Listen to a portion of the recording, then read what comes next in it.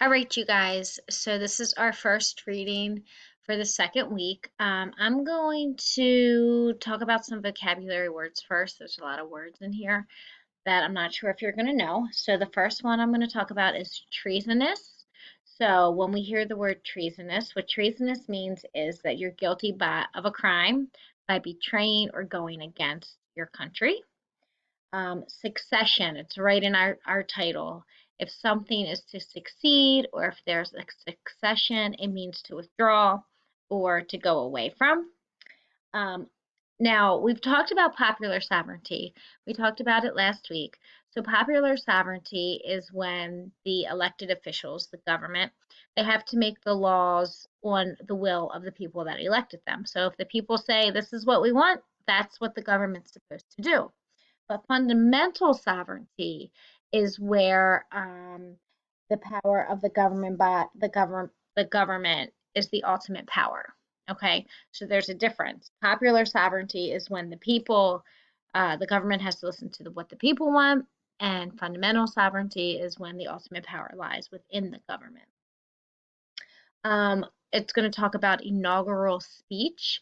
The word inaugural just means his first speech. When a president makes his very first speech before he becomes president, that's his inaugural speech. And conciliation.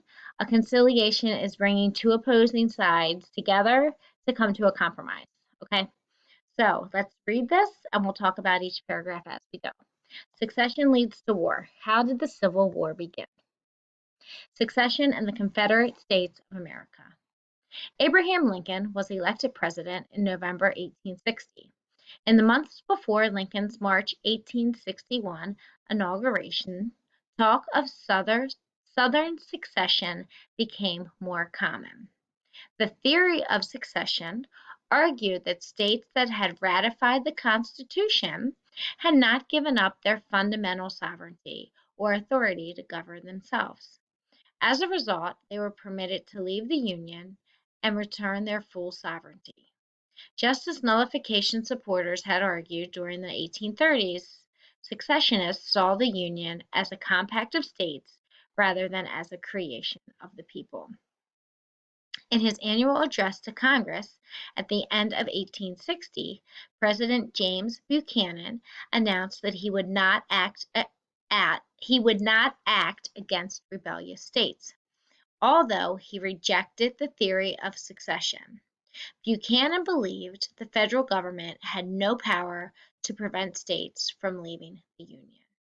Okay, so in this paragraph, we are talking about Southern secession or Southern states leaving the United States of America, which we talked a little bit about in our Think About It. So some of these Southern states, they decided that they could leave and that they were going to form their own unit, the Confederate States of America, and these were mainly the Southern states. Okay, so that's mainly what this is saying, and it's saying that James Buchanan, the president in 1860 at the time, he said that he believed the government could not prevent them from leaving, so he wasn't going to do anything to them. All right, next paragraph. Most Northerners consider secession to be unconstitutional and treasonous. If states could leave the Union at their pleasure, they argued, it would be impossible to keep the government together. Lincoln argued that individual states had never possessed individual sovereignty, even at the time they had ratified the Constitution. Instead, they were former colonies that had agreed to give up their fundamental sovereignty for the purpose of creating the United States of America. Okay, so the Northerners, they didn't think that the Southern states should be able to leave. They thought it was not constitutional and they thought it was treasonous, which means going against your country. So they felt that if states could just leave whenever they wanted, how are they going to keep the government together? Because if they were supposed to have representatives from each state in the government and they decided to leave, then the government isn't unified and it's going to fall apart. So that's kind of what Lincoln argued, that the individual states had never possessed individual sovereignty, even at the time they had ratified the Constitution, and that they were former colonies that had agreed to give up their own fundamental sovereignty for the purpose of creating the United States. So he was saying, you guys gave up your own individual rights to join the United States and let the government make the decisions for you. Okay? On December 20th, 1860, South Carolina was the first state to secede from the United States. In January 1861, 5 more states, Georgia, Florida, Alabama, Mississippi, and Louisiana, followed. 2 months later, these states, now joined by Texas, ratified the Constitution of the newly formed Confederate States of America. All right, you guys. So some states, they decided that's it. We're out. We don't want to be part of the United States anymore.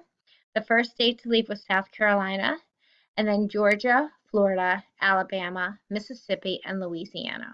Okay. Um, 2 months later, those states in Texas, they ratified their own constitution. So they were no longer part of the United States of America, and they became the Confederate States of America. All right. Jefferson Davis, a U.S. Senator from Mississippi and former Secretary of War, was inaugurated as the president on February 1861. Davis's inaugural address reflected a common belief among Southerners that the Confederacy was created to preserve ideas expressed by the founders of the United States. For example, Davis emphasized the principle of constant of the governed. In doing so, he expressed many Southerners' fears that they would lose their way of life if they remained part of a country dominated by Northerners. He also echoed the Declaration of Independence by stating that people have the right to alter or abolish governments that become destructive of the ends for which they were established. By implication, Davis used these words to defend what he and the other supporters of the Confederacy felt were the property rights of slave owners. Okay, so this is just saying that the first president of the Confederacy was Jefferson Davis, okay, and he was speaking up for the Southerners and basically their belief that they could own slaves because we know the Northerners didn't want them to, okay. So he was saying that the United States of America was kind of going against the freedoms that the Southern states felt that they should have.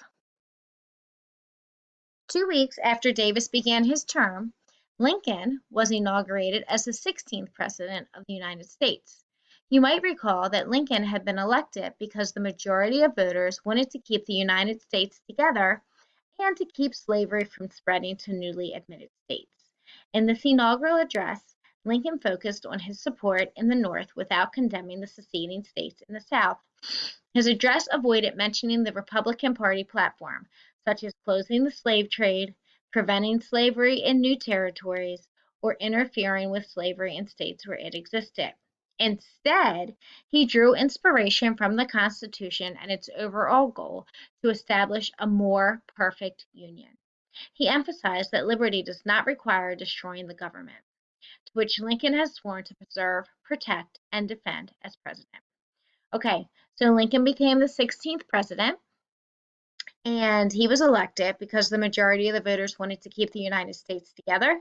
They didn't want slavery to spread, but he didn't mention any of that stuff in his platform when he talked about it. He decided to talk about keeping the government together, preserve, protect, and defend. That's what he wanted to do for our country. Lincoln's first draft of his inaugural address had ended with a question for the South: shall it be peace or sword? However, following the suggestions of a trusted advisor, Lincoln modified his tone dramatically. In the final concluding paragraph, Lincoln ended on a note of conciliation. We're not enemies, but friends. We must not be enemies. Though passion may have strained, it must not break our bonds of affection. So he originally was going to say, are we going to fight or are we going to be peaceful? But then he rethought it and he said that they're not enemies, they're friends. And even though they had differences, they need to kind of still come together. That's basically what that means and what he's trying to express. The war begins. Fort Sumter which was guarded by Union troops, is located on an island in the mouth of the Charleston Harbor. Confederate forces protested against the Union's presence so close to Charlestown. Major Robert Anderson, the Union leader at Fort Sumter, informed President Lincoln that the fort had only 6 weeks of supplies remaining. A ship was sent to resupply the fort, but was forced by the Confederates to turn away. Okay, so this is where the Union troops who were fighting for the North, they were um, they were at Fort Sumter, and they had needed some supplies, and the Confederate troops would not let them bring them. So now the Union troops didn't have the supplies that they needed. On April 11th, Confederate Brigadier General P.G.T. Beauregard demanded the fort surrender.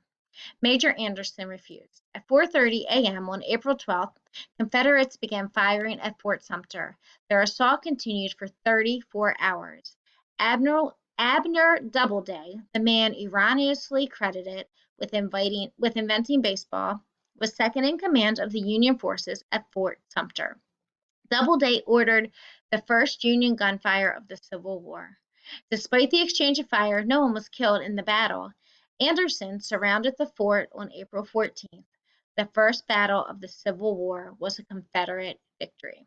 Okay, so the first battle of the Civil War started on April 12th when the Confederates began firing on Fort Sumter. The Union did fire back. No one was killed, but the Confederates got a victory because they surrounded the fort on April 14th. Okay, so the first victory of the Civil War went to the Confederate side. Shortly after the attack on Fort Sumter, Virginia, Arkansas, Tennessee, and North Carolina seceded from the Union and joined the Confederate States of America. U.S. Army General Robert E. Lee resigned his commission and returned to his home state of Virginia, where he became the leader of the Confederate Virginia's military forces. Okay, so after the Confederates won that first battle, Virginia, Arkansas, Tennessee, and North Carolina also seceded or withdrew from the Union. And when we talk about the Union, we're talking about the United States. And they went and they joined the Confederate States of America. So now we have even more states that have joined. Okay, and Robert E. Lee, he resigned his commission as the U.S. Army General and went to his home state of Virginia, and he took over the Confederate military sources there.